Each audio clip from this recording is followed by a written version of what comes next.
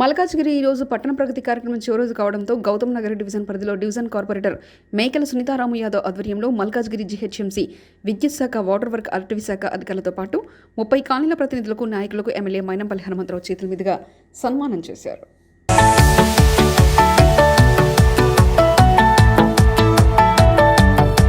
మన రాష్ట్ర ముఖ్యమంత్రి కేసీఆర్ గారు ప్రవేశపెట్టిన పట్టణ ప్రగతి కార్యక్రమాన్ని మా ఎమ్మెల్యే మైనంపల్లి హనుమంతరావు అన్న గారు ఆదేశించిన విధంగా ఈ 14 రోజులు కూడా మేము ప్రతి ఒక్క కాలనీకి తిరిగి వారి సమస్యలను కనుక్కోవడం జరిగింది.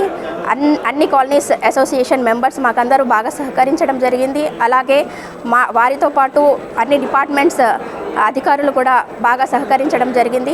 కావున వారి సహకారాన్ని గుర్తించి ఈరోజు ఎమ్మెల్యే గారి చేతుల మీదుగా సన్మానం చేసుకున్నాము.